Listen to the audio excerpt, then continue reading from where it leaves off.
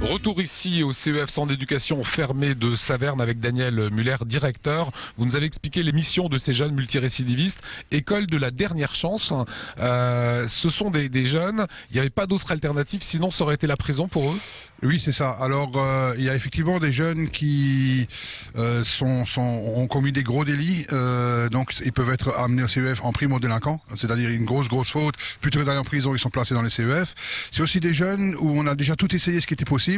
Les autres foyers, les foyers dits classiques, des jeunes qui ont peut-être déjà passé par la détention, mais qui n'ont pas arrêté, donc il fallait mettre en arrêt avec des établissements comme les nôtres, où ils sont quelque part fermés quand même, mais il y a une surveillance continue de l'adulte, 24 heures sur 24. Qu'est-ce qu'on apprend ici? C'est quoi? C'est un cadre? C'est vivre avec les autres? C'est le respect?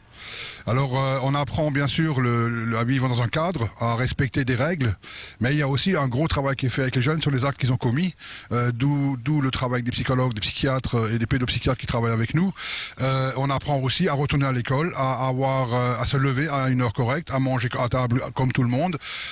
C'est vraiment le basique qu'on réapprend aux gamins, et très vite, ils se coulent dans le moule. Et je dirais, ils se sentent sécurisés, à tel point que pas mal de jeunes, quand ils arrivent en fin des 6 mois, souhaitent souvent rester. Quel est le taux de réussite, Daniel? Alors le taux de réussite, je vais donner le taux national. Ou le taux de récidive, je ne sais pas ce que vous préférez. Non, je préfère le taux de réussite. Soyons positifs. Ouais. C'est de 61%.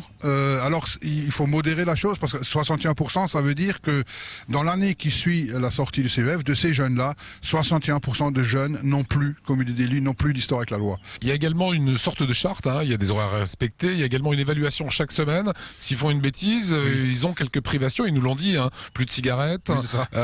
On se couche plus tôt que les autres. Moins d'argent de poche ou pas d'argent de poche. Donc effectivement, on fait une évaluation hebdomadaire de leur comportement. C'est important et les jeunes, ils attendent de voir ce que les adultes pensent d'eux. Et toutes les semaines, c'est évalué et les gamins, ils attendent vraiment de savoir ce qui... Mais c'est en fonction des choses. Je dis, un gamin où ça se passe bien, il a 11 € d'argent de poche. Il sera privé pourquoi, par exemple? Il sera privé parce qu'il ne voulait pas aller à l'atelier, parce qu'il a été insolent envers un adulte, parce qu'il n'a pas respecté une tâche qu'il a à faire. Voilà, c'est pour ça qu'il y a des privations. Donc c'est pas.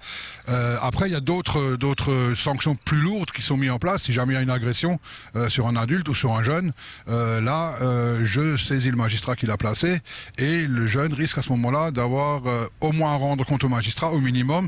Ça peut déboucher sur une détention.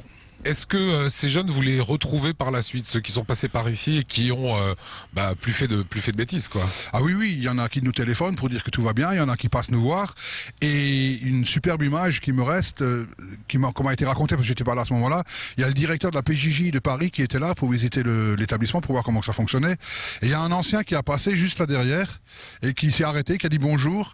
Et il a serré la main du directeur de la PJJ par le grillage. En disant bonjour, il a raconté un peu son vécu à lui. C'était vraiment une image très forte.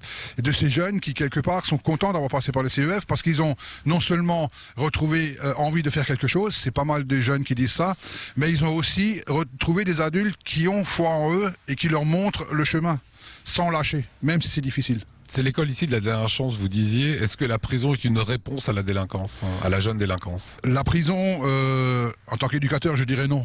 Mais je crois effectivement qu'à un moment donné, ça peut être une réponse sur un temps court. C'est-à-dire que le jeune, il faut qu'il comprenne qu'il ne peut pas jouer avec la justice tout le temps. Et qu'à un moment donné, il faut en arrêter. Et des fois, on n'arrive pas. Et là, je veux dire, sur un temps court, ça peut être une réponse. Mais bien sûr, sur un temps court. Voilà, merci Daniel pour votre accueil. Il y a 2 CEF, centres d'éducation fermés en Alsace. Une vingtaine d'eau devraient être construits prochainement en France.